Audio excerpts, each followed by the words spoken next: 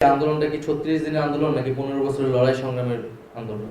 এই আন্দোলনে কি রাজনৈতিক দলের নেতাকর্মীদের ভূমিকা বেশি নাকি সাধারণ ছাত্রদের ভূমিকা বেশি? শেখ হাসিনা সেখানে থেকে যদি রাজনৈতিক কর্মকাণ্ড করে এর দায় ভারত সরকারকে নিতে হবে। ন্যারেটিভ এখন যেভাবে বিল্ড হইতেছে, আমাদের দুর্বলতা হচ্ছে যে আমরা নিজেরা যারা নানা পক্ষ আন্দোলন করছি তারাও নানা ন্যারেটিভে বিভক্ত হয়ে গেছে। অবশ্যই আন্দোলনকে দেখার দৃষ্টিভঙ্গি আলাদা থাকবে,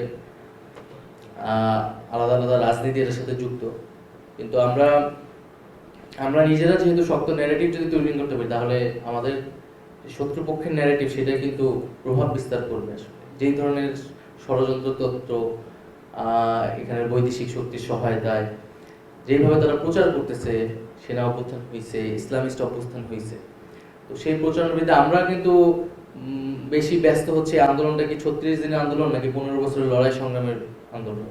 এই আন্দোলনে কি রাজনৈতিক দলের নেতাকর্মীদের ভূমিকা বেশি নাকি সাধারণ ছাত্রদের ভূমিকা বেশি? আমরা নিজেরা এই সকল ছোটখাটো ডিবেটে আসলে ব্যস্ত, কিন্তু ওইখানে কিন্তু বড় বড় ন্যারেটিভ আসলে তারা তৈরি করতেছে। আমি এই বিষয়ে সকলেরই দৃষ্টি আকর্ষণ করতে বলবো যে আমরা এই এই যে ছোটখাটো বিষয়ে আমরা বিভেদ না করে পুরো আন্দোলনটাকে আমরা যাতে আমাদের লড়াইটা যেটা আসলে এখন তো তথ্য যুদ্ধ চলতেছে, ইনফরমেশন ওয়ারটা এখন চলতেছে সোশ্যাল মিডিয়ায়, ইন্টারন্যাশনাল মিডিয়ায়, সেই জায়গায় আমরা আমাদের আন্দোলনটাকে ব্যাখ্যা করি। আন্দোলনটাকে আমি মনে করি জুলাই আন্দোলন অনেক অনন্য ঘটনা বাংলাদেশের ইতিহাসে এবং হয়তো পৃথিবীর ইতিহাসে বিশ্লেষণ করলেও সেই বিশ্লেষণটা হয়তো আমরা এখনো করে উঠতে পারিনি। এই আন্দোলনকে অনেক গভীরে যায় বোঝা উচিত এবং বাংলাদেশের সমাজ রাজনীতির আলোকেই ব্যাখ্যা করতে হবে। আমরা নানা ধরনের কালার রিভলিউশন, অমুক অভ্যুত্থান, অমুক বিপ্লবের আলোকে অন্য একটা ফ্রেমে এটাকে বোঝার চেষ্টা করতেছি, কারণ আমরা আসলে এই আন্দোলনটাকে বুঝতেছি না, বা আমাদের সমাজের যারা আছেন, আমি মনে করি এটা আমরা আরো সৎ নিয়ত নিয়ে যদি আন্দোলনের গভীরে গিয়ে বোঝার চেষ্টা করি নিরপেক্ষভাবে, যে কোনো ধরনের চশমা ছাড়া, তাহলে হয়তো আমরা আন্দোলনের এই ব্যাখ্যা বিশ্লেষণটা আরো করতে পারবো। এটা আমাদের জন্য অনেক বেশি দরকার। এবং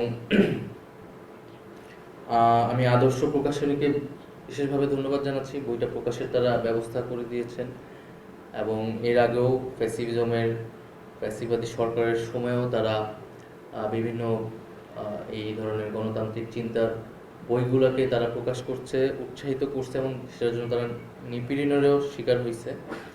তো আজকে পর্যন্ত তারা সেটা অব্যাহত রাখছে, এই জন্য আমি আদর্শ প্রকাশনীকে ধন্যবাদ জানাচ্ছি।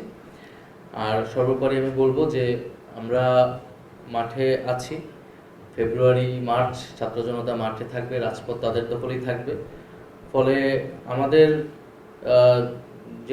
আমাদের যে প্রতিরোধ, সেই প্রতিরোধ আমরা অব্যাহত রাখছি, আমরা জারি রাখতেছি এবং যে কোনো সময়ের জন্য আমরা আসলে প্রস্তুত। এখানে নানা ধরনের ফাটল, নানা ধরনের ভয় এবং আতঙ্ক আসলে ছড়ানোর চেষ্টা করতেছে। তো এই ধরনের ভয় আতঙ্ক দিয়ে আমাদেরকে আসলে পিছনে ফিরে নিয়ে যেতে পারবে না।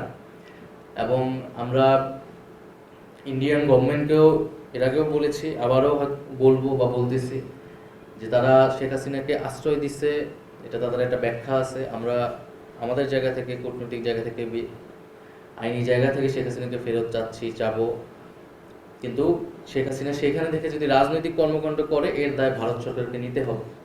সে যদি ভারতের থেকে তার বক্তব্য প্রচার করে, রাজনৈতিক মিটিং করে, তো এটার দায় অবশ্যই ভারতকে নিতে হবে এবং ভারত সরকারের কাছে আমরা এটার জবাব দিতে চাই।